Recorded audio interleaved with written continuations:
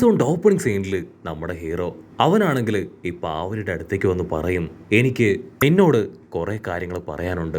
ആദ്യം തന്നെ പറയാനുള്ളത് നന്ദിയാണ്. കാരണം നീ എന്നെ ഒരുപാട് ഹെൽപ്പ് ചെയ്തു.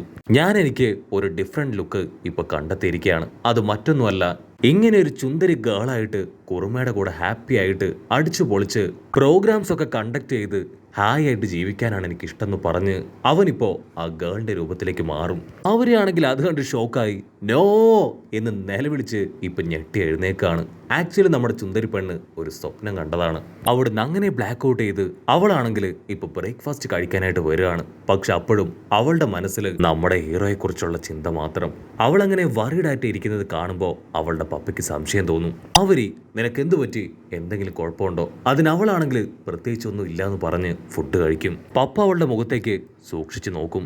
എനിക്കറിയാം നീ ചിന്തിക്കുന്നത് അവനെക്കുറിച്ചല്ലേ, ആ ഹീറോ പയ്യനെ കുറിച്ച്. പപ്പ കാര്യം മനസ്സിലാക്കിയെന്ന് മനസ്സിലായ നമ്മുടെ പെണ്ണ് അവളാണെങ്കിൽ സ്പീഡിൽ ഡ്രസ്സൊക്കെ ചേഞ്ച് ചെയ്ത് സ്കൂളിലേക്ക് വരും. പിന്നീട് വീണ്ടും അവൾ ഹീറോയെ കുറിച്ച് തന്നെ ചിന്തിക്കുകയാണ്. ഒരുപക്ഷെ അവന് ഒരു പെണ്ണായി തീരാനായിരിക്കോ ഇഷ്ടം ഉണ്ടാവുക. അതിനുവേണ്ടി ആയിരിക്കോ അവൻ ആ സ്റ്റേജിൽ പെർഫോം ചെയ്തതും എന്റെ മുൻപിൽ പെണ്ണായിട്ട് വന്നതും ഒക്കെ. അവൾ ഈ കാര്യങ്ങൾ തന്നെ തലങ്ങും വിലങ്ങും ആലോചിക്കുകയാണ്. ഉടനെ അസിസ്റ്റൻസ് വന്ന് അവളോട് എന്തോ ഒരു കാര്യം പറയും. അവൾ കൺട്രോൾ പോയി അതിലൊരുത്തന്റെ കോളറിൽ കയറി പിടിക്കും. ഞാനിങ്ങനെ ടെൻഷൻ ആയിരിക്കുന്ന സമയത്ത് എന്നെ ഡിസ്റ്റർബ് ചെയ്യരുതെന്ന് എത്ര വട്ടം പറഞ്ഞു, എന്നിട്ട് വീണ്ടും നിങ്ങൾ അതന്നെയാണോ ചെയ്യണേന്ന് ചോദിച്ച് അവൾ ഫുൾ കലിപ്പില് അവിടുന്ന് പുറത്തേക്ക് ഇറങ്ങി പോവും. എനിക്കിപ്പോ ആ ഹീറോ പയ്യൻ അവനെക്കുറിച്ച് മാത്രമാണ് ചിന്തിക്കാൻ സമയം. പപ്പ പോലും എന്നെ സംശയിച്ചു തുടങ്ങി. ഞാനും അവനും പ്രണയത്തിലാണെന്നാണ് അദ്ദേഹം കരുതിയിരിക്കുന്നത്. ആക്ച്വലി അങ്ങനെ തന്നെയാണോ? അവനെന്റെ ആരായിരിക്കും? അവനൊരിക്കലും വെറും ഒരു ജൂനിയർ പയ്യൻ മാത്രമല്ല, ഒരു മനുഷ്യനാണെന്ന് എനിക്ക് ഉറപ്പില്ല. പക്ഷേ അവന്റെ പ്രവൃത്തി സ്വഭാവമൊക്കെ വളരെ നല്ലതാണ്. മറ്റുള്ളവർക്ക് വേണ്ടി എന്തും ചെയ്യാനും അവൻ മടിക്കില്ല. സ്വന്തം ജീവൻ പോലും ബലി കൊടുത്ത്, സ്വന്തം ജീവൻ പോലും സാക്രിഫൈസ് ചെയ്ത് അവൻ ഒരുപാട് കാര്യങ്ങൾ ചെയ്യുന്നു. ഒരുപക്ഷെ ഞാൻ ഈ ചിന്തിച്ചു കൂട്ടുന്ന ഒക്കെ തന്നെ തെറ്റാണെങ്കിലോ? സോ ഞാനിപ്പോ തന്നെ അവന്റെ അടുത്തേക്ക് പോയി അവനോട് സോറി പറയണം. അതിനുശേഷം അവന് പറയാനുള്ളത് എന്താണെന്ന് കൂടെ ഞാൻ കേൾക്കണമെന്ന് പറഞ്ഞ് അവളിപ്പോ ഹീറോയെ അന്വേഷിച്ച് നടന്നു വരികയാണ്. അതേസമയം ഇവിടെ നമ്മുടെ കുറുമ അവളാണെങ്കിൽ ഇപ്പൊ ഹീറോയോട് പറയും, നീ ഒറ്റ ഒരുത്തം കാരണമാണ് ഇത്രയും പ്രശ്നം ഉണ്ടായത്. ഓഡിയൻസിന് എല്ലാവർക്കും ഇപ്പൊ നിന്നെ കാണണം. നീ എന്റെ ഫ്രണ്ട് ആണെന്ന് പറഞ്ഞിട്ട് ആരും വിശ്വസിക്കുന്നില്ല. സോ ഈ ഒരു തവണ, ഒരേ ഒരു തവണ ഈ ബ്ലൂ ഡ്രസ് ഇട്ടിട്ട് നീ എൻ്റെ കൂടെ ഒരൊറ്റ ഫോട്ടോ എടുക്കണം. എങ്കിൽ മാത്രമേ എനിക്കിതിനൊരു സൊല്യൂഷൻ കണ്ടെത്താൻ പറ്റൂ എന്ന് പറഞ്ഞ് അവളിപ്പോ ഹീറോയെ നിർബന്ധിക്കുകയാണ്. ഹീറോ ആണെങ്കിൽ അതിന് സമ്മതിക്കില്ല. അതിന് അവൾ ഹീറോയെ പിടിച്ചു വലിക്കും. രണ്ടുപേരും ഗുസ്തി കൂടി. ഹീറോ ആണെങ്കിൽ അവളുടെ ദേഹത്തേക്ക് വീഴും. അവൾ കറക്റ്റായിട്ട് ആ ഡ്രസ്സ് ഹീറോയെ ഇടിയിപ്പിക്കും. ഈ കാര്യങ്ങളെല്ലാം കണ്ട് തൊട്ടടുത്ത് ആവരി അങ്ങനെ ഫയറായിട്ട് നിൽക്കുകയാണ്. നീ ഇങ്ങനെ ഒരുത്തനാണെന്ന് ഞാൻ ഒരിക്കലും കരുതിയില്ല. ഗേൾസിന്റെ ഡ്രസ്സ് ഇടുക മാത്രമല്ല, നീ ഗേൾസുമായിട്ട് ബാഡായിട്ടുള്ള കാര്യങ്ങളൊക്കെ ചെയ്യാൻ തുടങ്ങിയല്ലേ. ഇനി നിന്നെ ഇങ്ങനെ വിട്ടാൽ ശരിയാവില്ലെന്ന് പറഞ്ഞ് അവള് ഹീറോയെ പിടിച്ചു വലിച്ച് അവിടുന്ന് ഇപ്പോ എവിടേക്കോ കൊണ്ടുപോവാണ്. അവളാണെങ്കിൽ ഹീറോയെ ഓഫീസിലേക്ക് കൊണ്ടുവന്ന് ഇപ്പോ ആരോട് ഫോണിൽ സംസാരിക്കുകയാണ്. ഹീറോയ്ക്കാണെങ്കിൽ മനസ്സിൽ ഒരുപാട് പേടിയോടുകൂടെ അവളുടെ മുൻപിൽ നിൽക്കും. അവള് പറയും, നിനക്ക് പെൺവേഷം കെട്ടാൻ ഇഷ്ടമാണെങ്കിൽ അതിലെനിക്ക് യാതൊരു ഒബ്ജക്ഷനും ഇല്ല. ഞാനിപ്പോ ഇവിടേക്ക് വിളിച്ചത് മറ്റൊരു കാര്യം തിരക്കാനാണ്. നിന്റെ ടീമില് തേർഡ് ഇയേഴ്സ് ആരും തന്നെ ഇല്ല. ആകെ ഉണ്ടായിരുന്നത് ആ കണ്ണാടി പയ്യനാണ്. അവനെയാണെങ്കിൽ സ്കൂളിൽ നിന്ന് ടെർമിനേറ്റ് ചെയ്തു.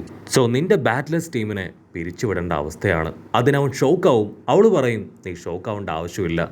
വർക്ക് ചെയ്യുന്ന സ്റ്റുഡൻസിന് സ്വന്തമായിട്ട് ബാറ്റ്ലേഴ്സ് ടീം ക്രിയേറ്റ് ചെയ്യാനുള്ള പ്രൊവിഷൻ ഉണ്ട്. അത് വേണമെങ്കിൽ നിനക്ക് ഉപയോഗിക്കാം. സോ കുറച്ചു കാലം നീ സ്റ്റുഡന്റ് കൗൺസിലിൽ വർക്ക് ചെയ്യുകയാണെങ്കിൽ നിന്റെ ബാറ്റ്ലേഴ്സ് ടീം അങ്ങനെ തന്നെ നിലനിൽക്കും. അതുവരെ നിന്റെ 2 ഫ്രണ്ട്സിനെയും ഓരോരോ ഡിഫറെന്റ് ആയിട്ടുള്ള ബാറ്റ്ലേഴ്സ് ടീമിലേക്ക് ഞാൻ മാറ്റുകയാണ്. നിന്നെ ഞാൻ സ്റ്റുഡന്റ് കൗൺസിലിലേക്ക് ഇപ്പൊ സ്വാഗതം ചെയ്യുകയാണ്. ഇതിലേക്ക് അത്ര വേഗമൊന്നും ആർക്കും എൻട്രി കിട്ടില്ല. പക്ഷെ നിനക്ക് മാത്രം ഒരു special consideration. So welcome to students council team. ഇന്നു മുതൽ നീ ഈ സ്കൂളിൽ തന്നെ കഴിയണം. സ്റ്റുഡന്റ് കൗൺസിലുള്ള മെമ്പേഴ്സ് എല്ലാവരും ഈ സ്കൂളിൽ തന്നെയാണ് താമസിക്കേണ്ടതെന്ന് പറഞ്ഞ് അവളിപ്പോ അവരുടെ ടീമിൽ അവനെ ചേർക്കും. എന്നിട്ട് ഒറ്റ സ്വരത്തിൽ സ്റ്റുഡന്റ് കൗൺസിൽ ടീമിന്റെ പേര് ഉച്ചത്തിൽ വിളിച്ചു പറയാനായിട്ട് പറയും. അവളാണെങ്കിൽ മിനിറ്റുകൾ വെച്ച് ടീംമേറ്റ്സിന് ഓരോരോ ജോലികളായിട്ട് കൊടുത്തുകൊണ്ടേയിരിക്കുകയാണ്. സ്റ്റുഡന്റ് കൗൺസിൽ മെമ്പേഴ്സ് എല്ലാവരും സ്കൂളിലേക്ക് വരുന്ന കുട്ടികളെ വിഷ് ചെയ്യണം. സോ ഇപ്പൊ ഹീറോയും അവരുടെ കൂടെ നിന്ന് എല്ലാ സ്റ്റുഡൻസിനെയും വിഷൊക്കെ ചെയ്യുകയാണ്. അതിനുശേഷം ലഞ്ച് ടൈമിൽ അവർക്കെല്ലാവർക്കും കഴിക്കാൻ ഒരേ ഒരു സീഡ് മാത്രമായിരിക്കും കൊടുക്കുക. അവള് പറയും, നമ്മൾ ഫുഡ് വളരെ കുറച്ചേ കഴിക്കാൻ പാടുള്ളൂ. മറ്റുള്ളവർക്ക് നമ്മളൊരു മാതൃകയായിരിക്കണം. മാത്രമല്ല നമ്മൾ ടയർഡ് ആണെന്നുള്ള കാര്യം അതൊരു കാരണവശാലും മറ്റുള്ളവർ മനസ്സിലാക്കരുത്. ഹീറോയ്ക്കാണെങ്കിൽ അതുകൊണ്ടൊന്നും പിടിച്ചു നിൽക്കാൻ കഴിയില്ല. അവനൊരു ഹ്യൂമൺ ആയതുകൊണ്ട് തന്നെ പതിയെ തളർന്ന് താഴേക്ക് പോവും. അത് കണ്ട് വേറൊരുത്തൻ അവനെ പിടിച്ചു നിർത്തുകയാണ്. ആവരെയാണെങ്കിൽ ചാടി വന്ന് ഒരു ഡീമനെ അടിച്ച് താഴെയിടും. ഇവൻ എൻ്റെ ഈവിൾ ലിസ്റ്റിലുള്ളവനാണ്. സോ ഇന്നു മുതൽ ഇവന്റെ മേലെ ഒരു കണ്ണുണ്ടാവണമെന്ന് പറഞ്ഞ് അവളിപ്പോൾ അവിടുന്ന് കടന്നു പോകും. അല്പസമയം കഴിഞ്ഞ് ഗ്രാൻഡ് പേ ആണെങ്കിൽ ഇപ്പൊ ഹീറോയെ കാണാനുള്ള ആഗ്രഹത്തിൽ ഒരുപാട് ഗിഫ്റ്റും ഫുഡൊക്കെ ആയിട്ട് അവിടേക്ക് എത്തുകയാണ്. അതിന് അവര് ദേഷ്യപ്പെട്ട് പറയും, നിങ്ങളാണ് അവനിങ്ങനെ വഷളാക്കി വെച്ചിരിക്കുന്നത്. ഇവന് ആവശ്യമില്ലാത്ത കൊഞ്ചലും കുറുവലൊന്നും വേണ്ട. അവൻ ഇനിയെങ്കിലും നല്ലൊരു ഡീമനായിട്ട് ജീവിക്കാൻ അനുവദിക്കുക. അതിൽ ഗ്രാൻഡ് പേ പറയും, ഞാനാണ് ഈ സ്കൂളിന്റെ ചെയർ ഡീമൺ. അത് കേട്ട് അവള് ഇപ്പൊ ഗ്രാൻഡ് പേയെ നോക്കി പുച്ഛിക്കുകയാണ്. നിങ്ങൾ ആരായിരുന്നാലും എനിക്ക് കുഴപ്പമില്ല. ഈ ഒരു അതോറിറ്റി അത് എൻ്റെ കീഴിലുള്ളതാണ്. സോ സ്റ്റുഡൻറ് കൗൺസിലുള്ള ഒരു മെമ്പറിനെ കാണണമെങ്കിൽ എൻ്റെ പെർമിഷൻ വേണം. ഇപ്പോഴാണ് അവൻ കുറച്ച് മര്യാദയ്ക്ക് റെസ്പോൺസിബിലിറ്റി ഒക്കെ ഏറ്റെടുത്ത് മുൻപോട്ടേക്ക് പോകുന്നത്. സോ ഈ സമയത്ത് അവനെ ഡിസ്റ്റർബ് ചെയ്യാൻ ഞാൻ അനുവദിക്കില്ല. ഗ്രാൻഡ് പേയ്ക്ക് ആണെങ്കിൽ അത് കേട്ട് ഭയങ്കരമായിട്ട് സങ്കടാവും. ആൾ ഒരുപാട് വിഷമത്തിൽ അവനെ കാണാൻ കഴിയാത്ത ദുഃഖത്തിൽ വീട്ടിലേക്ക് തിരികെ പോവും.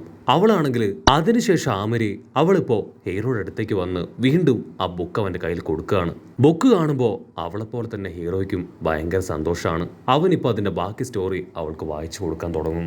ആമരിക്കാണെങ്കിൽ ആ കഥ ഭയങ്കരമായിട്ട് ഇഷ്ടാവും. അവൾ സന്തോഷത്തിൽ കൈയൊക്കെ അടിച്ച് അത് ആസ്വദിക്കുകയാണ്. ഹീറോ പറയും, എനിക്ക് നിന്റെ ഈ ഒരു നേച്ചറാണ് ഏറെ ഇഷ്ടം. പക്ഷേ നീ ഡ്യൂട്ടി സമയത്ത് ഭയങ്കര സ്ട്രിക്റ്റ് ആണ്. അതെന്നെ കൊണ്ട് സഹിക്കാനായിട്ട് പറ്റുന്നില്ല. അതിനാമരിയാണെങ്കിൽ ഹീറോയെ നോക്കി ചിരിക്കും. നിനക്ക് നമ്മൾ രണ്ടുപേരും മാത്രം ഉള്ളപ്പോൾ എന്നെ എൻ്റെ പേര് വിളിക്കാം, അല്ലാത്തപ്പോൾ അങ്ങനെ വിളിക്കാൻ പാടില്ല എന്ന് പറഞ്ഞ് അവൾ ടീ കപ്പ് കയ്യിലെടുക്കും. പക്ഷെ അപ്പോഴേക്കും അവളുടെ കൈ ആ കപ്പിന്റെ ഹാൻഡിൽ അത് തകർന്ന് അത് നിലത്ത് വീണ് പൊട്ടുകയാണ്. ആമിരി ഒരു സെക്കൻഡ് മറ്റൊരു ഇല്യൂഷനിലേക്ക് പോകും. ഇവിടെ എന്തോ ചില കാര്യങ്ങൾ ബാഡായിട്ട് നടക്കുന്നുണ്ടെന്ന് അവൾക്ക് മനസ്സിലാവും. ഹീറോ ആണെങ്കിൽ ടെൻഷനാവും. ആമിരി എന്തു പറ്റി? നിന്റെ കൈ മുറിഞ്ഞൊന്നുമില്ലല്ലോ, നീ ഓക്കെ അല്ലേ? അതിനവള് പറയും, ഞാൻ ഓക്കെ ആണ്. അവിടുന്ന് അങ്ങനെ ബ്ലാക്ക് ഔട്ട് ചെയ്ത ഗ്രാൻഡ് പേയ്ക്ക് ആണെങ്കിൽ ഭയങ്കര സങ്കടമാണ്. 3 ദിവസമായി അദ്ദേഹം ഇപ്പോ ഹീറോയെ കണ്ടിട്ട്. അസിസ്റ്റന്റ് പെണ്ണാണെങ്കിൽ അവളെ കൊണ്ട് പറ്റും പോലെ ഗ്രാൻഡ് പേയെ സമാധാനിപ്പിക്കാൻ ശ്രമിക്കും. ഇവിടെ ഹീറോ അവനാണെങ്കിൽ ഏറെക്കുറെ ഇപ്പൊ അവരെ ഫോളോ ചെയ്ത് കഴിഞ്ഞു. അവൾ പറയുന്നതിന് മുൻപ് അവൾ എല്ലാ ജോലികളും ഭംഗിയായിട്ട് തീർക്കും. പക്ഷെ ഹീറോയ്ക്കാണെങ്കിൽ ആ ഫുഡ് ഡയറ്റ് അതുമാത്രം അവനെ കൊണ്ട് കഴിയില്ല. അതിനുശേഷം ഹീറോ ആ ടീമിലുണ്ടായിരുന്ന മറ്റൊരാളോട് ചോദിക്കും, സീനിയർ, നിങ്ങൾ ഇവിടേക്ക് വന്നപ്പോഴും തുടക്കത്തിൽ ഒരുപാട് ബുദ്ധിമുട്ടൊക്കെ അനുഭവിച്ചിരുന്നോ? അതിനാവും പറയും, പ്ലീസ് ദയവ് ചെയ്ത് എന്നെ സീനിയർ എന്ന് വിളിക്കരുത്. ഞാനും നീയൊക്കെ ഒരേ റാങ്കിങ്ങിലുള്ളവരാണ്. സോ നമുക്കിടയിൽ സീനിയർ ജൂനിയർ എന്നിങ്ങനെയൊന്നും ഇല്ല. ഹീറോയ്ക്കാണെങ്കിൽ വീണ്ടും ഒരുപാട് സംശയം. നിങ്ങൾ എന്തിനാ ഈ സ്റ്റുഡന്റ് കൗൺസിൽ ടീം അത് തെരഞ്ഞെടുത്തേ? അതിനവര് പറയും, പ്രസിഡന്റ് ആവരി അവളുടെ സ്ട്രെങ്ത്തും അവളുടെ പവറും അതൊക്കെ കണ്ടാണ് ഞങ്ങൾ ഈ ടീം തെരഞ്ഞെടുത്തത്.